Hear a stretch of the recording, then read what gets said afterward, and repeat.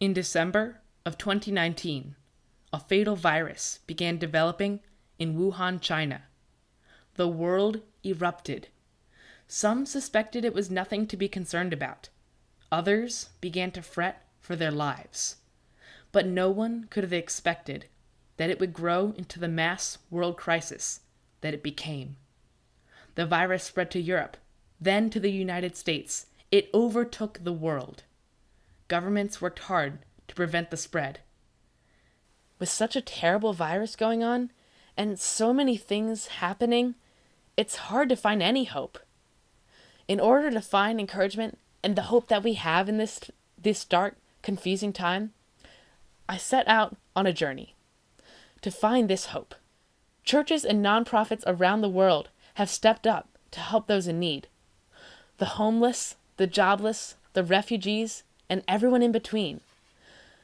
When everyone else sees life as short and confusing, and people are out of work and struggling for their lives, those whose hope is in the risen Christ Jesus have had the opportunity to share what hope looks like, whether it's providing a meal, talking, providing money, or even just plain encouragement. As a Christian, the greatest hope there is the hope of eternity with God. We have seen this in the church as we worship God as one, despite not having a building to worship in, and continuing to focus on others' needs. The world still has suffering, but with God, those who trust in Him and look forward to eternity, and do that by helping others see this hope. In addition to the church's response, we have seen communities and businesses alike step in to care for the world. Companies like Lego and 3M have made masks and shields to protect the doctors and nurses who give their lives to help others. Amazon has provided $7 million to help communities affected by the virus. And AT&T has waived internet costs for healthcare employees for the work they've done.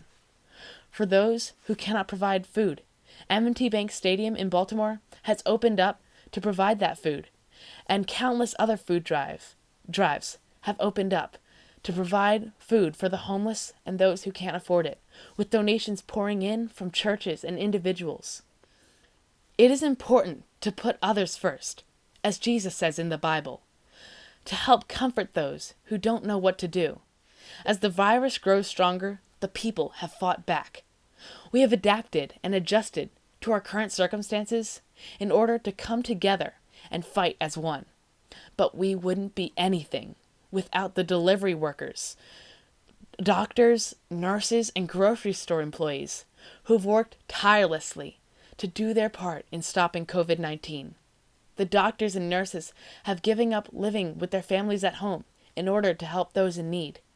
They have risked death from the virus itself. The same for other workers, like grocery store workers and those making deliveries. All these have shown what it means to help others and do their part. They have done more than could be asked of them.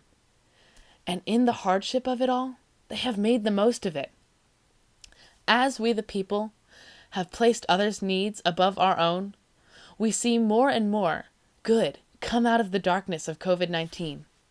We have seen the elderly recover from viral infection, teachers providing support for their students.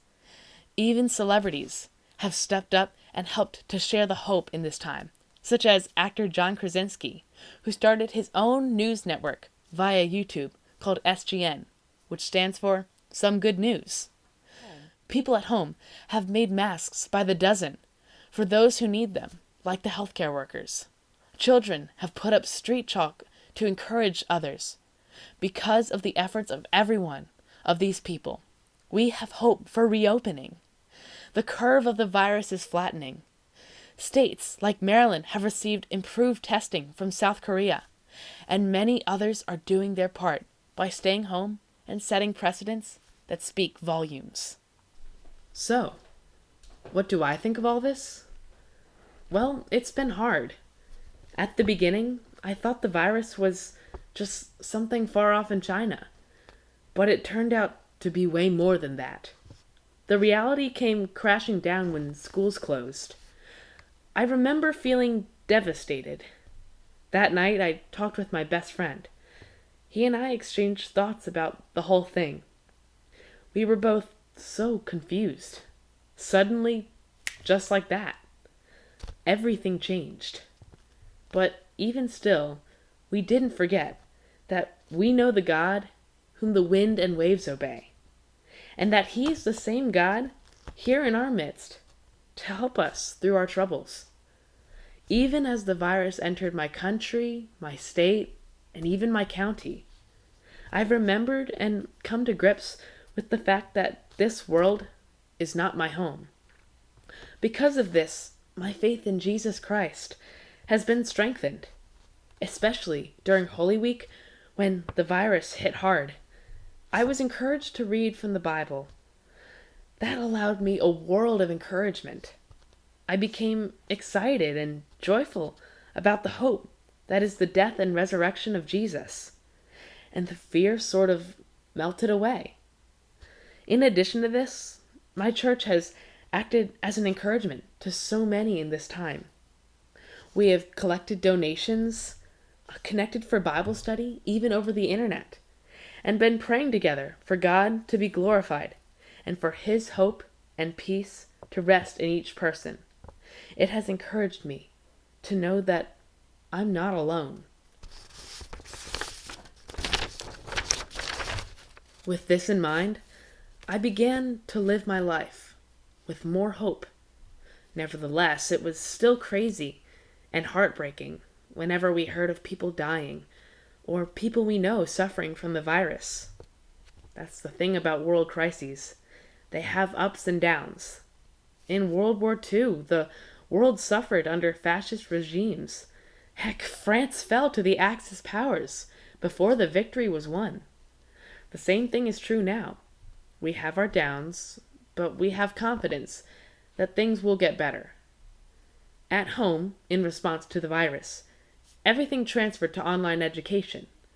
This was a strange step, but thankfully it worked well for me. In addition to that, my acting group took it a step further and postponed our spring musical and instead filmed movie adaptations of poems to lighten the hearts of the folks at nursing homes we visit at Christmas time. That encouraged me. I thought, even when the world is falling apart, we still have joy. I began to take many long walks to reflect and see all that we still have. As I walked, I was able to see how others are doing from a social distance and gained more peace and understanding.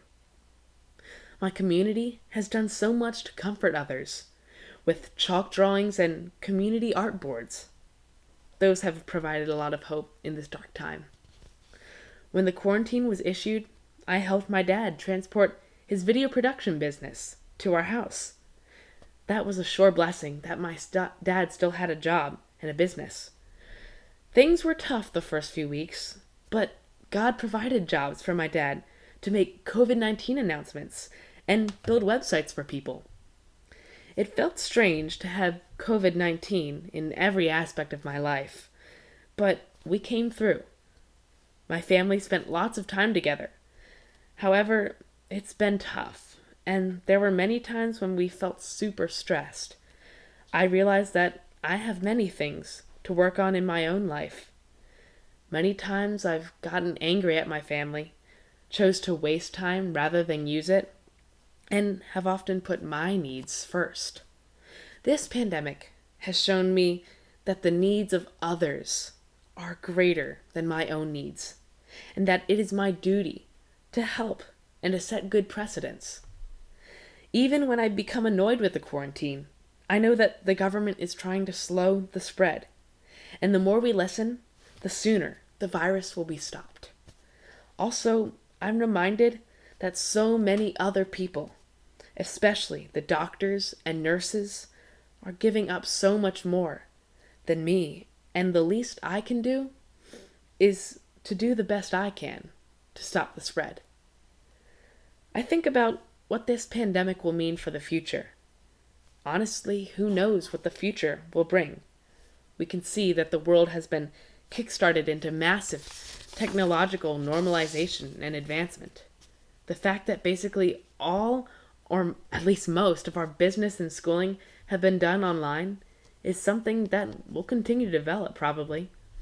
Another thing is that our nation and its people need to prepare for other events like this. It was hard for the US to implement these measures, and many people pushed back. But we need to remember that fighting a pandemic is top priority.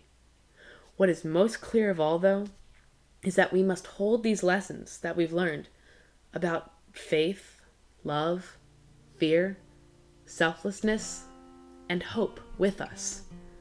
When we think back to COVID-19 and what it did, we should remember those we lost with contrite hearts.